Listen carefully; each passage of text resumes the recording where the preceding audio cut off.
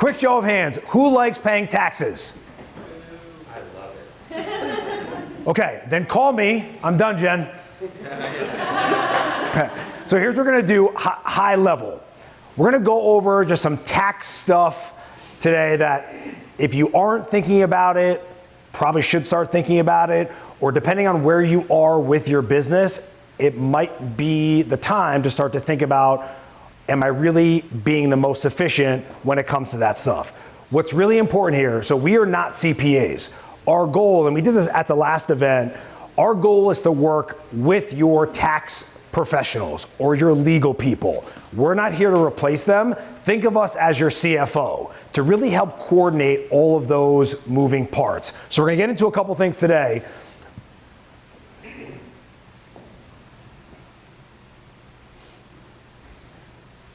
Come on, Lex. I got 18 minutes. Okay, so we're gonna get into type of corporate structures. We'll get into some tax stuff. If you have an LLC, what is an S Corp? What is the difference between each one? How do retirement plans work? And then probably not gonna have enough to get to accessing capital, but I'll talk just, again, high level on that stuff. You want me to click it? I think we're good, Lex. We're good. Yeah, we're good. So there are different types of corporate structures. If you don't have anything, you're essentially a sole proprietor. If you don't have an actual business entity, that essentially is the same as having an LLC. Everything is flowing through you anyway. So it doesn't matter. You have an LLC, you can take business deductions, but everything is flowing through you personally. That's probably where I would say 95% of realtors should be in that category. We'll talk about having an S Corp and the benefits of it. C Corps we're not going to get into on the corporate level because we're adding other taxes. That's not really where most of you need to be there. Again, there are different paths, and depending on where you're at, which one fits. What do the taxes look like? How much paperwork? How much risk is associated to all of that stuff? Just like in our business, from a commission standpoint, the commission gets paid directly to you, and then you can funnel it through one of these corporate structures. So we would figure out with your professional what makes the most sense, what's most cost effective, what is the most work at the end of the year. So there are different structures depending on where you are in your business. So let's just go over an LLC versus an S Corp, because that might be, you might see on the internet, or your CPA might say, you might want to start thinking about an S Corp. Here's what it really breaks down to. So you have the ability for both to get a qualified business deduction up to 20% of your income. Again, this is sitting with your tax professional, but both give you the ability to get that 20% deduction from your business income. As you can see, the limits rose to $191,000 if you're filing by yourself, or almost $400,000 if you're filing with a partner or a spouse.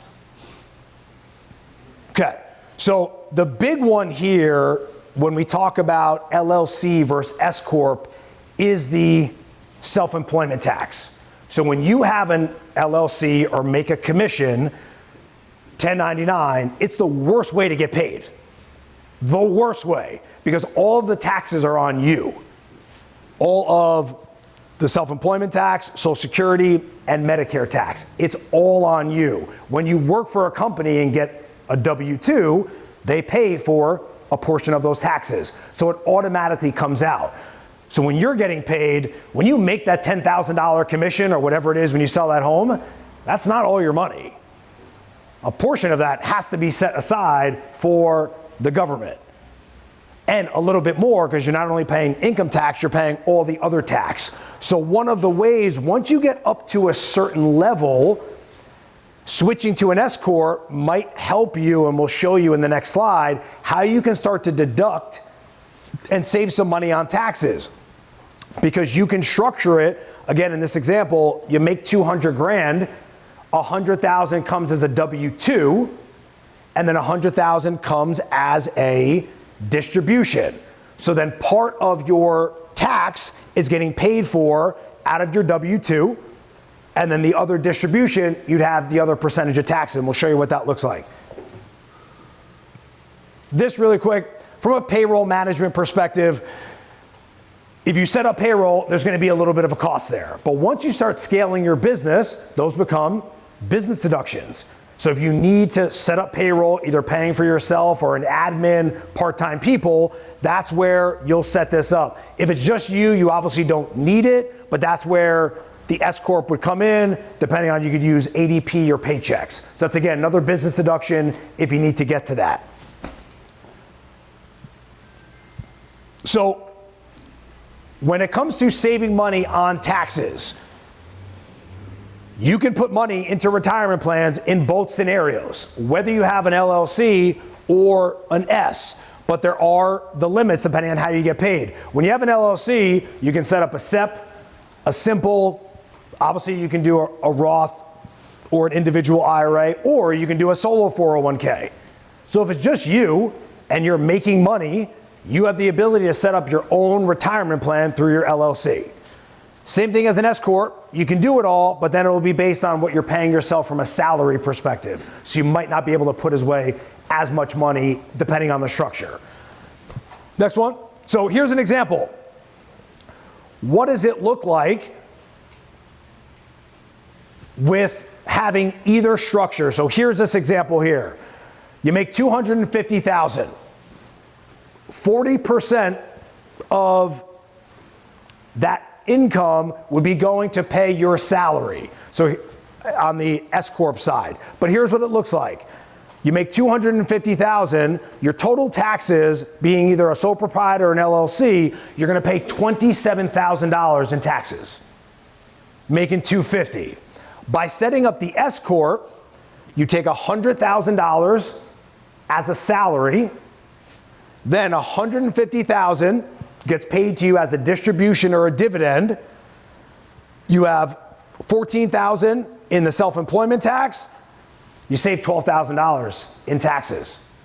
Now it might be a little bit if you want to deduct whatever you pay for payroll out of that, but there still is a savings there at the end of the day. So as income keeps going up, and this is probably the sweet spot around that 250 number of where you might want to start thinking about the S Corp side.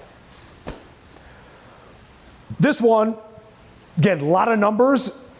This just shows all the limits and how much money you can put away in each type of account. IRA or Roth, individual, $7,000 on each. If you have a simple 401k. After that is where, when your income starts going up, this is where you can really start putting more money away. So when you have a 401k, you can have it personally with a profit share, you can put up to $70,000 away in one of those accounts. And as you can see, if you have a SEP, it can be 25% of income, you're capped there per IRS rules. Then the last one, this is really the Cadillac one. If you set up a cash balance plan or a pension plan for yourself, you can put up 100% of your income into it and deduct all of your income and pay no taxes. So the limit is $350,000. So think about that. You can literally put all your money away in a pension plan and pay no taxes. Not a bad idea. And I will tell you, 98% of CPAs don't even know how those things work. For the most part, they'll tell you do an IRA or do a SEP. That's the only thing they're talking about with someone that is in your space that has an LLC. Next one. So this just shows just some details on how these accounts work traditionally or with a Roth. There are rules around all of them. You put money into a traditional IRA, you get a tax deduction.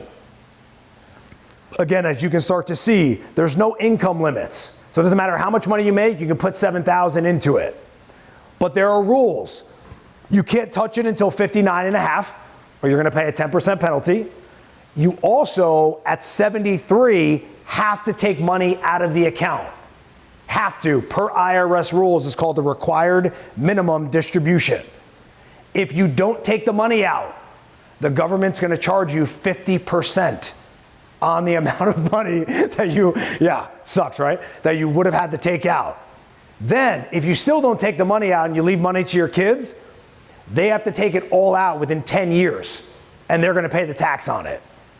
So if it's, hey, I'm just going to leave it, I don't need it, I'm going to live off my rental income, but I saved all this money, I'm going to leave it to my kids, they're going to lose about 40% of it. Yeah, not fun, right? So, if you do a Roth, actually I want to show you the comparison just so you can see here. Okay, I'm good on time, we're moving. IRA versus Roth. I don't care if it's a 401k or Roth 401k. All the rules work the same. So in this example, someone's making $150,000 from age 35 to 65. No salary increase, everything's the same, and they only put away $7,000 each year. Most people think when you put the $7,000 into that account, you're saving $7,000 in taxes. You're not. You're saving a percentage of that $7,000. That number is only $1,600. So when your CPA, right, you go to file your taxes. This is where your CPA is working in a siloed area. You're really pissed off because you're like, I don't want this big tax bill. And they go, well, put $7,000 in IRA. And you go, great, I'm going to save $7,000. You're not. It's only, again, about $2,000 that you're really saving. So why are we locking that money up? First off, for the next 30 years that you can't touch, that you can't use to buy real estate with. But here's the rest of the numbers. So you don't pay any tax on the IRA. Hold on, go back. The account value, and we grew it at 7% just to show you the numbers, grows to $630,000. You start taking out $50,000 to live off of every year for income. Each year, taxes are $37,000. So you net 46. The total taxes you pay from 65 to 85 is $75,000. Let's go to the next one. Let's show the Roth. Same scenario here. Instead of saving the $1,680 in taxes, you just pay it all each year. Total for that 30 years, you pay $50,000 in taxes. The account doesn't grow to 628, it only grows to 553, but here's the difference. This money is tax-free because you put it into a Roth. You generate $50,000 of income, no tax on the money. You generate $50,000, no taxes paid. So, do we just pay $50,000 in tax now, or do we pay $75,000 in tax later? Oh, and then there's no RMDs. So the government can't require you to take any money out. When you leave it to your kids, it goes to them tax-free. The problem is your CPA is going to say, save money on taxes. They only care about this year. I care about, well, what's the future going to look like for you? With me on that? Okay, next.